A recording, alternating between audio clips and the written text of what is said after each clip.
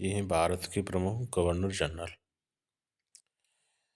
बंगाल का प्रथम governor Robert Clive 1757 से लेके 60 तक। इसी दौरान 1757 में प्लासी का युद्ध हुआ। उसके बाद 1764 में बक्सर का युद्ध। बक्सर का युद्ध निर्णायक युद्ध था, जिससे ईस्ट इंडिया कंपनी के शासन की नींव रखी गई। तो रॉबर्ट क्लाइव बंगाल का प्रथम गवर्नर बना और इसी के टाइम पर 1764 में बक्सर का युद्ध होने के बाद मुगल सम्राट शाह आलम द्वितीय के साथ इलाहाबाद की संधि हुई और इस संधि में 25 लाख रुपए वार्षिक पेंशन मुगल सम्राट को देने का प्रावधान हुआ और मुगल सम्राट ने बिहार, उड़ीसा और बंगाल की दीवानी रॉबर्ट क्लाइव को दे दी गई, जिससे वह टैक्स कलेक्शन करता था। इसी दौरान बंगाल में द्वितीय शासन प्रणाली की स्थापना की गई और कर्मचारियों द्वारा उपहार लेने पर प्रतिबंध लगा दिया। प्रतिबंध इसी के साथ ईस्ट इंडिया कंपनी में भ्रष्टाचार होने लगा। टैक्स कलेक्शन करते थे बंगाल में यहाँ से अधिकारी और उसमें भ्रष्टाचार होने लगा। इसी को देखते हुए रेगुलेटिंग एक्ट का प्रावधान किया गया और 1772 में वारेन हेस्टिंग्स नया गवर्नर बनकर आया। रेगुलेटिंग एक्ट के तहत बंगाल का प्रथम गवर्नर जनरल वारेन हेस्टिंग्स को बनाया गया। वारेन हेस्टिंग्स के टाइम पर आंग्ल मराठा युद्ध 1775 में हुआ। द्वितीय आंग्ल मैसूर युद्ध 1780 और 84 में हुआ। इसी युद्ध में हैदर अली की मृत्यु हुई। बंगाल में द्वैत शासन की प्रणाली को समाप्त कर दिया गया। वारेन हेस्टिंग्स एक अकेला ऐसा गवर्नर जनरल था जिस पर महाभियोग चलाया गया और बोर्ड ऑफ रेवेन्यू की स्थापना की गई। लॉर्ड कॉर्नवालिस, जिसका टाइम 1786 से लेकर 93 तक है और 1895 में भी है। लॉर्ड क्लाइव को सिविल सेवा का जनक माना जाता है, न्यायिक क्षेत्र, और इसने शक्तियों का पृथक्करण का सिद्धांत का दिया। कार्यपालिका और न्यायपालिका को अलग अलग बनाया गया।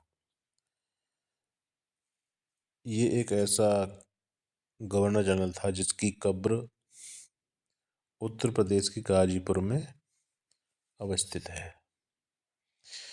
इसके बाद लॉर्ड वेलेस्ली, जिसका टाइम पीरियड 1798 से लेकर 1805 तक था, जिसके टाइम पर चौथा आंग्ल मैसूर युद्ध हुआ, जिसमें टीपू सुल्तान मारा गया और आंग्ल मराठा युद्ध 1703 में हुआ। इसके साथ ही इसने सहायक संधि की प्रणाली का जन्म दिया।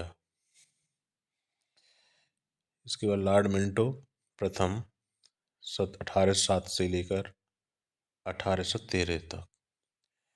रणजीत सिंह के साथ अमृतसर की संधि 1809 में लॉर्ड मिंटो के टाइम पर हुई और 1813 का चार्टर एक्ट भी आया।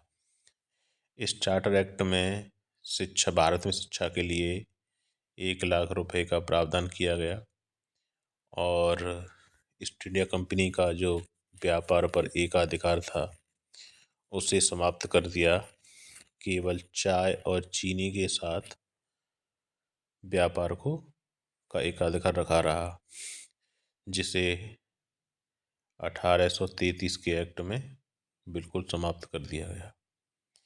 लॉर्ड हेस्टिंग्स का टाइम 1833 से 13 से 30 तक है, जिसमें आंग्लो नेपाल युद्ध 1814-16, सुगौली की संधि हुई।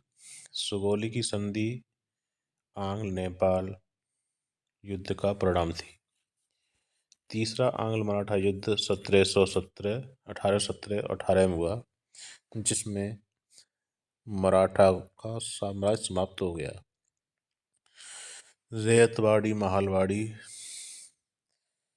जो बंदोबस्त थे टैक्स कलेक्शन के हुए, रैयतवाड़ी में किसान टैक्स का देनदार होता था और महालवाड़ी में गांव का मुखिया वो टैक्स कलेक्शन करके सरकार को पहुंचाता था।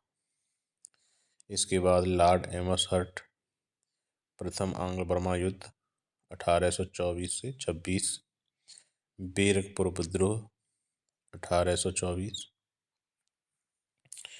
इसके बाद आता है लॉर्ड विलियम बेंटिंक 1828 से लेकर 35।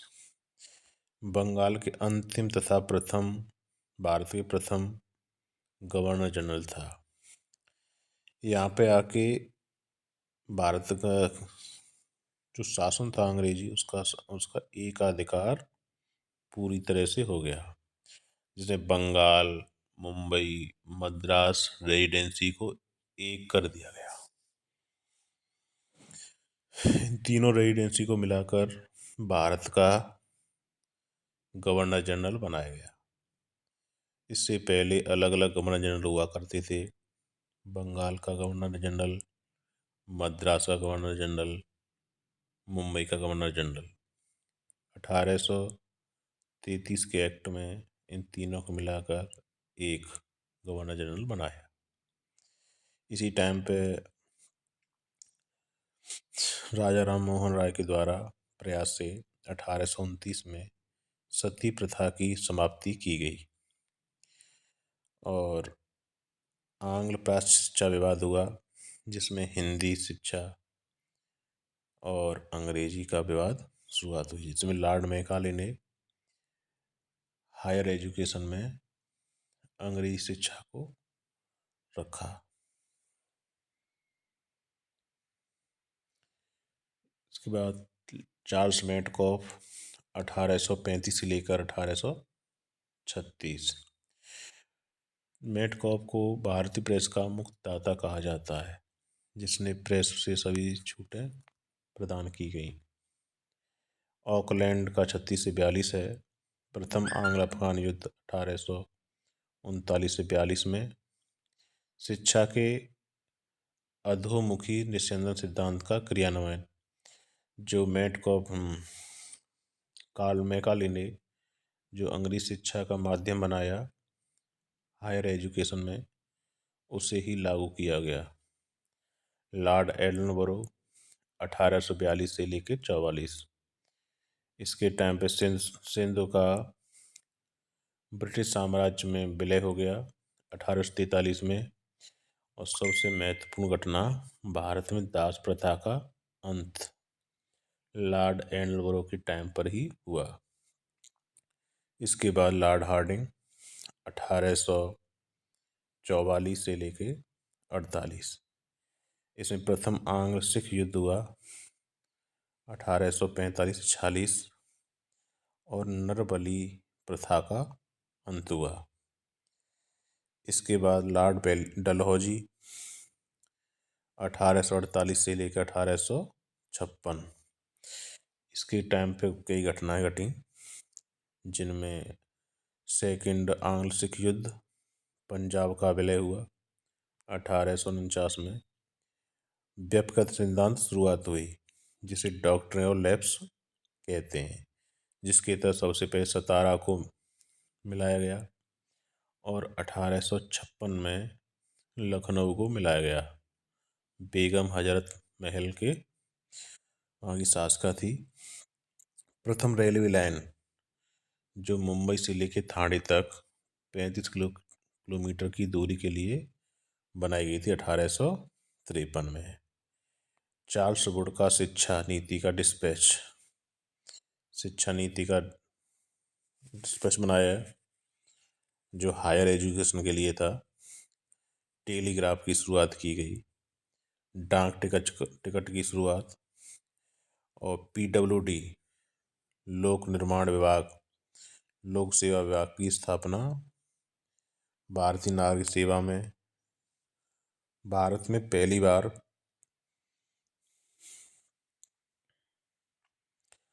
भारतीय नागरिक सेवा में नियुक्ति के लिए पहली बार प्रतियोगिता परीक्षा की शुरुआत 1855 में हुई। इसी के बाद लॉर्ड कैनिंग आ जाता है, जिसका टाइम 1856 से लेकर 62 तक भारत का अंतिम गवर्नर जनरल तथा प्रथम वायसराय था। 1857 का विद्रोह के बाद भारत में केंद्रीकरण का शासन का एंड कर दिया और वायसराय की शुरुआत हुई, जो सीधे क्राउन के अंतर्गत आता था। इसी के टाइम पर 1857 विद्रोह हुआ, जो प्रथम स्वतंत्रता संग्राम के नाम से कहलाया। इसके बाद भारतीय उच्च न्यायालय अधिनियम 1861 के अंतर्गत कलकत्ता, बम्बई, मद्रास में एक एक उच्च न्यायालय की स्थापना की गई। IPC भारतीय दंड संहिता 1858, सिविल दंड प्रक्रिया संहिता 1859। लॉर्ड एलिगन प्रथम 1862 से 1863 बहावी का आंदोलन का दमन किया इसने। जॉन लॉरेंस 1864 1869 तक रहा। यूरोप के साथ समुद्री टेलीग्राफ की सेवा की शुरुआत की गई। हेनरी कैंपवेल के नेतृत्व में अकाल आयोग का गठन हुआ। हस्तक्षेप की नीति का पालन हुआ।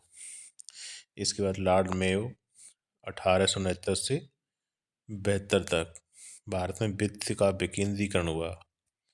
जितना भी जो फाइनेंस था उसका डिसेंट्रलाइजेशन। अजमेर में मेयो कॉलेज कृषि विभाग की स्थापना 1872 में। भारत में ये सबसे महत्वपूर्ण है, इम्पोर्टेंट है, भारत में जनगणना की शुरुआत 1872 में की गई। इसके बाद 1881 से क्रमबद्ध तरीके से जनगणना होने लगी। इसी के कार्यकाल के दौरान इस एक अफगान के द्वारा अंडमान निकोबार में हत्या कर दी गई।